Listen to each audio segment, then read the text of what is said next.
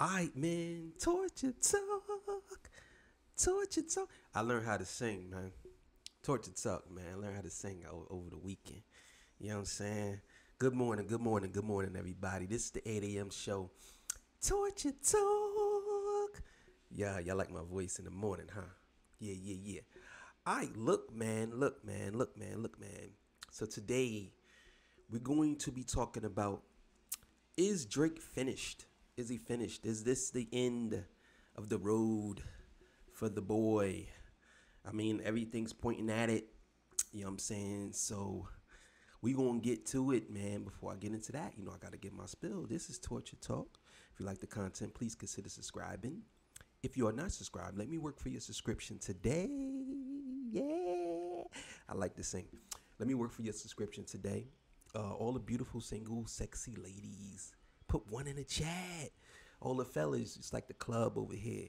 Y'all know where to find the ones at. Back in the day, right? It used to be this club called the Milk Bar in Jersey, right? I don't know if you niggas heard of it, right? It was where we went, you know what I'm saying? It was called the Milk Bar. You know what I'm saying? We went there and it was crazy popping. We was like 17 years old. And it was a club for kids, you know what I'm saying? But you had some creeps in there that was older, you know what I mean? But either way, you know what I'm saying? All the beautiful second ladies, put one in the chat. All the fellas, y'all know where the ones at. I don't sell no merch, but I do have content, and that's absolutely free. So if you want to donate, you can. You don't have to, but if you want to, links is in the screen. Cash App, PayPal's in the description. Also, too, thank you for all the super chats. If you want a super chat, that's fine too. Thank you, appreciate it. All right, look, man. So we gonna get into this video, man. Watch this joint. You know what I'm saying? And yeah, I'm gonna we gonna get into the video. So let's do it. All right, so let's get it. Good morning. I ain't got my air horn. You know what it is. All right, so let's get it.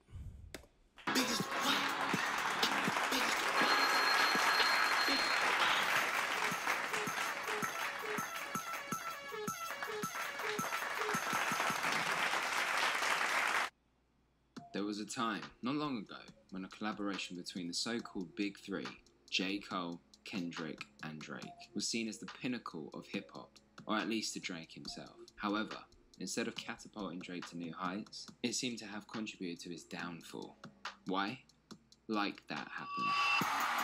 These niggas talking out of their neck, put no coughing out of your mouth. I'm way too paranoid for threats. Hey, let's get it, bro. BOT, the money, power, respect. The last one is better. Say yes, a lot of goofies for the check. I mean, Kendrick spontaneously. Man, that joint is still hard.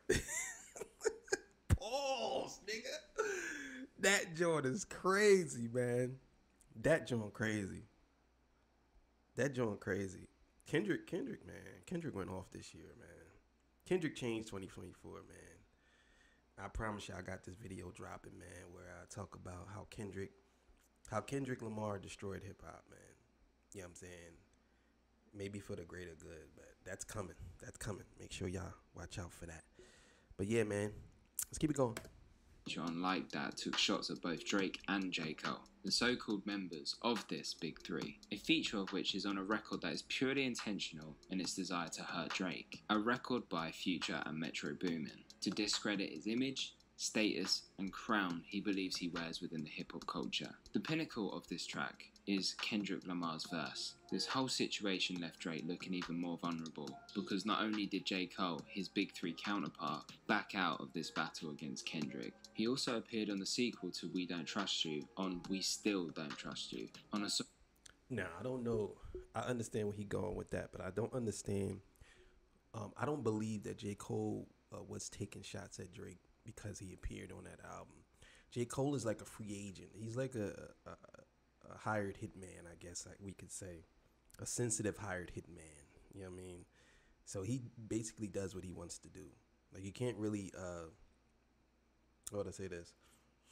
You can't really fault J. Cole for just jumping on different tracks. Him and Drake don't have an initial beef that I seen back and forth. It didn't happen. You know what I mean? I don't see that happening. You know what I mean? And I don't know. We'll see what happens, and we'll see what happens going forward. Maybe Drake gonna get sensitive about that. But I don't know, for some reason I think Cole's is. I believe Drake believes Cole is his only real friend in the industry. That is a heavy hitter. Called Red Leather. Drake at this point is being surrounded, and it has come at him all at once and out of nowhere. Why? Drake is responsible for a titanic shift in music. He has rightfully claimed a great deal of record-breaking achievements within the music industry, one notably being his 13 #1 hits, which is currently tied with no one other than Michael Jackson himself, a feat that most people would never have ever imagined he would accomplish. Not only does he have a vault filled with smash hits, but he has also redefined what it means to be a rapper today. Drake created a new sound, merging hip-hop with sentimental R&B sounds, rapping strong verses and also singing melodic hooks. He was... Okay, now you are clearly wrong about that. That is clearly wrong. He definitely didn't start that. He is one of maybe he's probably the 10th in line for rappers who did that before him. He clearly did not start that. You know what I'm saying? I could go down the list of how many rappers did this before he did. You know what I'm saying? I just think that he took the formula and he magnified it, but he did not start this. Absolutely not start that. Absolutely. That's totally wrong. Totally.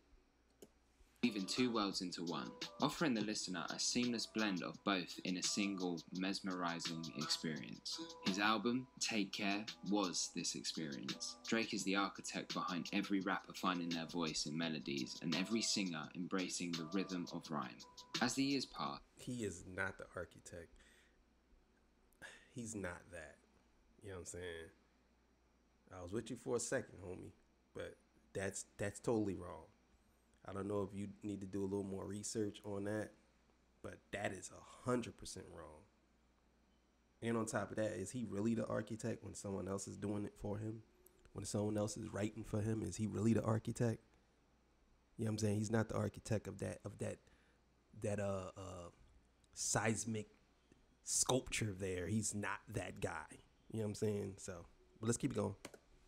Drake's lyrics begin to blend with influences that stray from his true self, reflecting experiences far removed from his own. His rap persona tightens its grip, while his authenticity starts to wane. A man nurtured by a loving mother, educated in a Jewish day school where slang was foreign to him, and a child actor who found early success in entertainment, begins to drift from his reality. Despite a life far removed from violence and gang ties, he raps about popping his ops' heads off and claims connections that clash with his true background. Drake has openly fashioned himself as a womanizer. No, that's facts. That's facts. Drake is the definition of a fake gangster rapper. You know what I'm saying? And people please don't act as if Drake ain't never pretend to be Drake always talking about gangster shit. He is the definition of what a fake gangster rapper is. That's Drake. You know what I'm saying? He's definitely that guy. So he's 100% right about that. You know what I'm saying? He's been putting on this persona for a long time, and he has finally got exposed by someone who's on his level or maybe above when it comes to being seen, I should say. Proudly donning the title of the Certified Lover Boy and boasting of countless affairs with women across the globe. On the surface, it appears as though he's simply enjoying the perks of his success, status and fame, doing what many might with such allure. Yet, beneath this facade, it soon reveals itself as his greatest downfall. It's becoming increasingly clear that Drake harbours a deep-seated desire, perhaps even an addiction, to women, to sex. But not just any sex. Rumours suggest the fixation on the partners and exes of his closest friends. Moving like this is more than just questionable. It's deeply unsettling. Yeah, and I never understood that about Drake. Why does he have to sleep with the women that his friends slept with?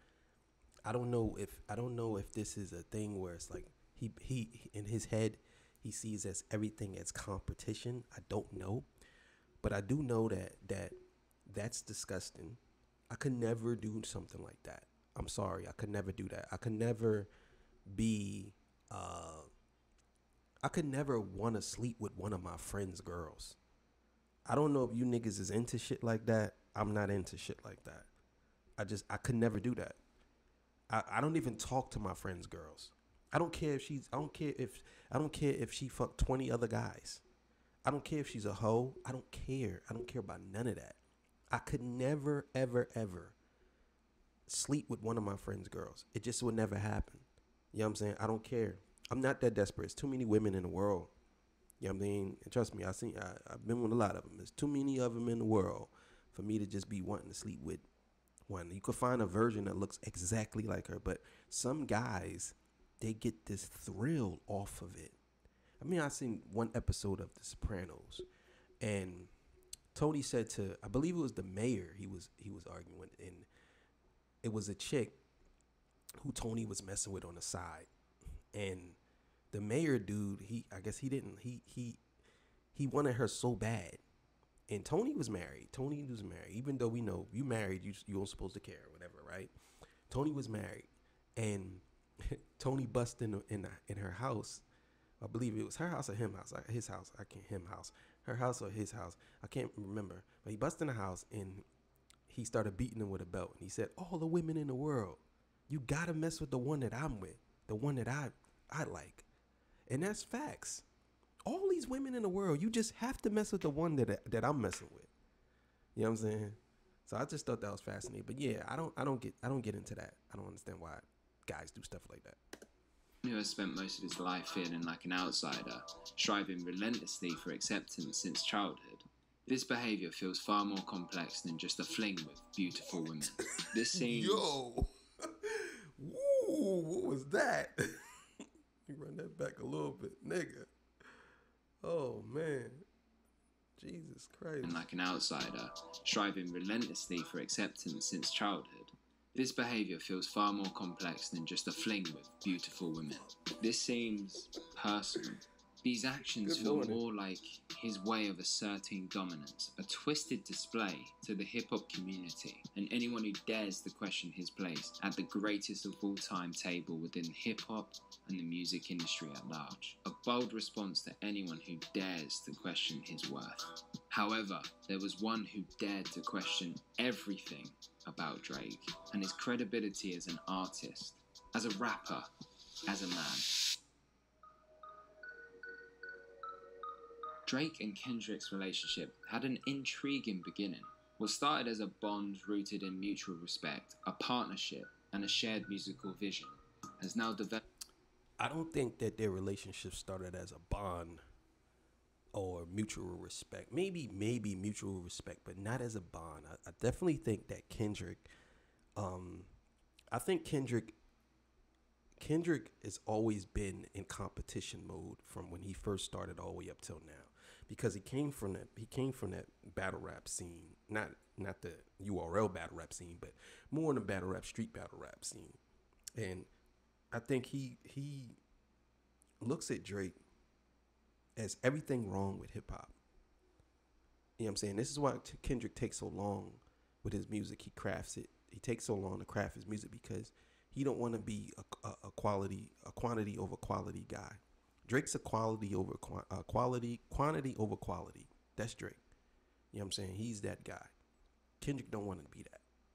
So you can see the big difference. And I think that there are two opposites of the same coin. You know what I'm saying? These guys are not the same, but they are in the same space. And I think Kendrick don't like the fact that Drake is where he's at, because he sees everything wrong with hip hop. Is the face of everything wrong with hip hop? That's Drake. He's the face of everything wrong with hip hop to Kendrick. In a rivalry marked by deep-seated animosity.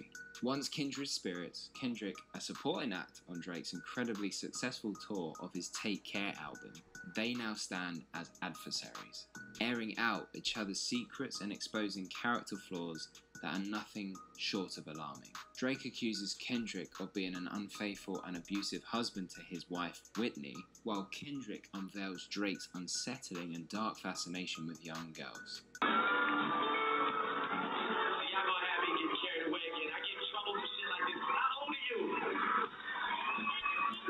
notice what he said.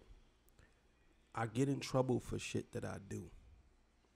So this is a common thing for Drake. And also too, he asked her how old she was. And as soon as she say how old she is, he didn't back off. So this tells me that this is not his first time doing something like this. And I'm sure in this state, I believe this state, the laws are different. 17 is the age of consent. So I'm sure he knew this. And this is exactly why he took the approach that he took. Let's listen to the rest of what Drake says.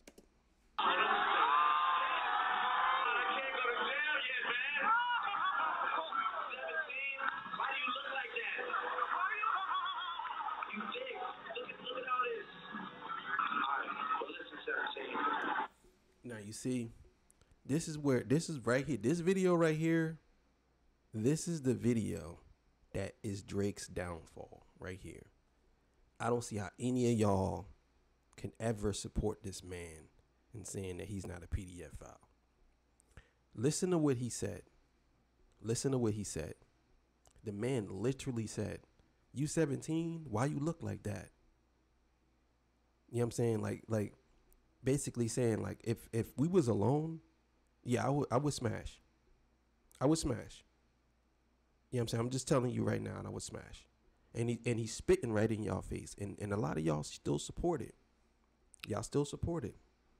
Which I don't understand how anybody can jump online and say anything.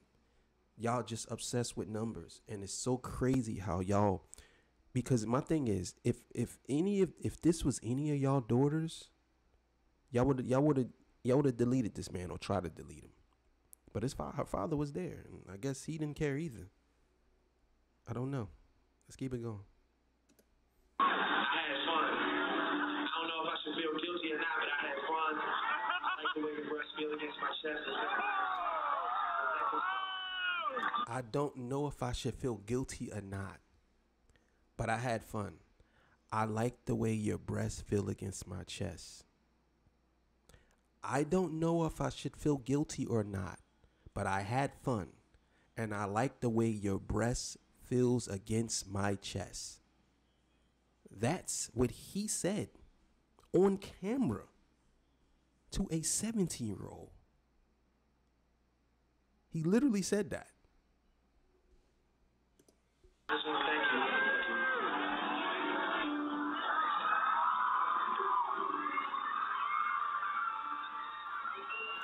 Drake and Kendrick have traded lyrical blows with each track, contributing to a fascinating timeline of their rivalry. But then, Kendrick delivers two devastating hits that Drake has yet to recover from. Meet the Grahams and Not Like Us.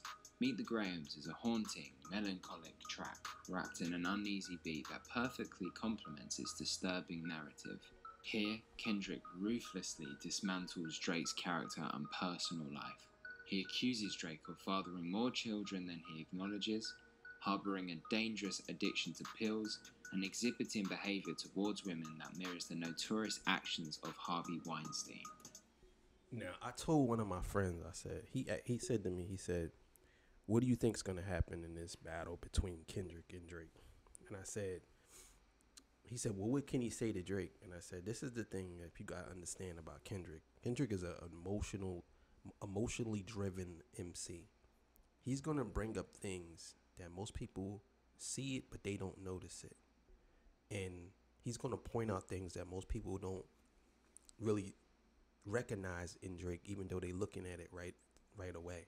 So he's going to hit him with some emotional things, some things that is going to make people look at Drake differently, not out rap him. Now, he obviously can out rap Drake, but this is what I said, and that's exactly what happened. Kendrick even goes so far as to declare that Drake deserves to die, a chilling statement that underscores the intensity of their feud. Then, less than 24 hours later, Kendrick lands the final blow, the knockout punch, by dropping Not Like Us. Say Drake, I hear you like I'm young. You better not ever go to cell block 1. To any bitch that talk to him and they in love, Just make sure you hide your little sister from him. This is an encapsulation of all the hate and anger Kendrick has for Drake within his previous diss tracks, but extracted into a highly danceable West Coast sound and, well, made funny. Not only did Not Like Us send shockwaves around the world, but it also proved that Drake isn't the only one capable of creating groundbreaking hits within the hip-hop community. The track went on to break records that Drake had held for the past 3 years, including the most single-day streams of any hip-hop song ever. Not Like Us also set new benchmarks as the fastest rap song to hit 100 million streams and the most streams in a week by a rapper. In this masterstroke, Kendrick dismantled Drake by excelling at what Drake once did best, making a hit record. Now, that's a fact. And that's why I say to people all the time when they try to argue with me about, well, Drake can make better hits than Kendrick. That's because Drake has much more songs than Kendrick, and he has the Puffy effect to me. Not no more, but he did. Just everything he did at the time, he was hot. So whatever he did, it didn't even matter if it was good. It just went number one because most people, they liked his music. They liked his sound. Doesn't mean that the music was good. It's a big difference between music being good and it going number one because it's good. You know what I'm saying? Some people like people and they have how would I say this? They have an obsession with them. And no matter what they drop, they're going to say it's good. And I think that that's some of Drake's fans. So a lot of these records, when you go back and listen to them in retrospect, they really not as good as we thought they were. You know what I'm saying? And they don't have a lot of staying power. I mean, some people, they like Drake because he's a hit maker and number one, but they don't, if you ask them, like, break down certain things or what this song came from and where that song, they don't even know. They'd be like, I don't know. Because when it comes to Drake, I noticed that most people are just obsessed with numbers. They don't really care too much about anything else. There's no other way you can tell me that Drake is better than Kendrick in any other regard, because Drake is the ultimate. He gets the ultimate pass on everything. Everything. I never seen people cape for a guy who has multiple ghostwriters, and it's public knowledge. It's not like, oh shit, this is hidden. I never seen people cape for a guy who literally stole music from other people, and there's people that have podcasts who literally say, oh, I don't care. I don't care if he stole the music. I don't care if somebody wrote all of it. I still like it. It still doesn't change anything for me because of him. Like, are you kidding me? Like, it's incredible how people just be pulling the saddle out and dick riding. I never seen nothing like it. Since the sucker punch of Not Like Us, we've seen an unfamiliar version of Drake, one pushed to the background by his peers and the hip-hop community. Once the dominant force in the industry, Drake now seems to struggle with regaining his footing. His recent features have underperformed, lacking the impact that the Drake factor usually guarantees. In a move that feels almost desperate, Drake released a massive data dump through his content website, showcasing archived video footage and unreleased songs, along with 3 new singles on streaming platforms. Yet, these releases have failed to make the splash he likely anticipated. It's as if Drake has become the underdog in an industry he once ruled, now grappling to re-establishing his credibility, not just as an artist, but more critically, as a rapper. Drake, however, is not backing down. He's made it clear that he's gearing up for round 2 with Kendrick, posting an Instagram story featuring a clip of the former Detroit Pistons player Rasheed Wallace. Now, here's the thing, too, that people got to understand. And I know y'all, a lot of y'all don't know this. Maybe y'all know this because of me or whatever, I don't know. But Drake has released almost 15 songs. And a good portion of people don't even know that he released 15 songs. That should tell you right there that his career is not the same. When you release 15 tracks and not one of them reached the top 10, that should tell you if you... This is why I say I challenge people like Joe Buttons. I challenge people like academics. I challenge people who like Maul and Rory and all of them who sit here and tell me that Drake is the guy, right? You got to understand this, and I'm going to say it, and I'll say this till I'm blue in the face. I don't care. Drake is not bigger than the culture. That's what you got to understand. He's not bigger than the culture. You guys can pump him up through his singles, through his whatever, but he's not bigger than the culture. He would never be bigger than the culture, ever. He could never be bigger than the culture, because the culture runs everything. That's what people got to understand. It runs everything. So you see it right now. He's the biggest artist in the world. He's not even charting anymore because the culture has shifted. Clearing. Y'all put it in the front page, back page, middle page, wherever. Headliners, column 1 or 2, we will win game 2. You got backing off? We will win game 2. The historical context is striking. The Pistons famously defeated the star-studded LA Lakers in the NBA Finals, a team they had previously lost to earlier in the 2004 playoffs. The parallel to Drake's current situation is hard to miss, especially considering that the Lakers are based in LA, Kendrick's hometown. The stakes are high, and the question remains. But again, Drake is not from Detroit, so I get the whole parallel, but it can't be a parallel if you're not from Detroit. Can Drake turn this narrative around, or will Kendrick's blows keep him on the ropes?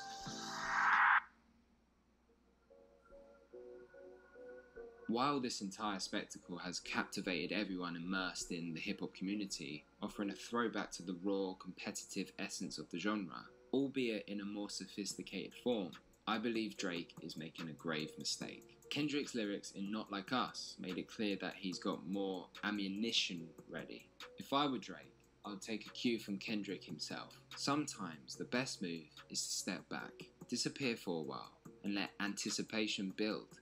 Right now, despite the sheer volume of content Drake is releasing, his recent 100GB data dump included, there's a noticeable lack of buzz. Even with the quality or lack thereof, it's clear that people aren't as eager as they once were.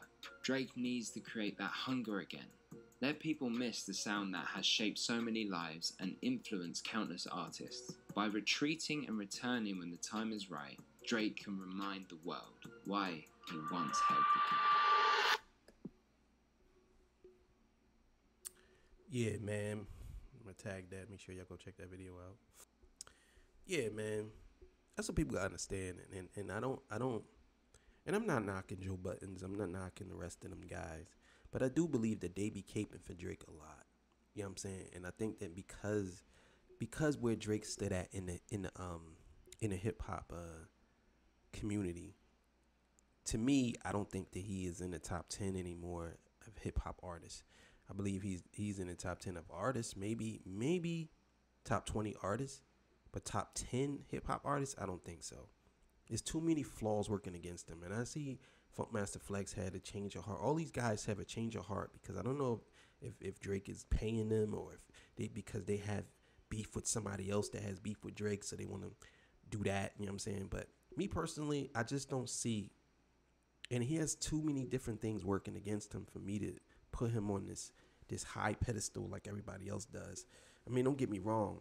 Before we knew all of this, obviously we thought that he was that guy. But once you figure out and find out who he really is, and it's starting to come out, then. But I definitely think that Kendrick Lamar definitely put a stranglehold on Drake, and at this point, he can't really do anything. So we'll see what happens, man. But y'all have yourself a good morning. I figured that y'all would like that video. I'll see y'all at 12 o'clock, man. All right, man. Y'all have a good morning, man. Go get y'all something to eat, or if you gonna go back to sleep, go back to sleep.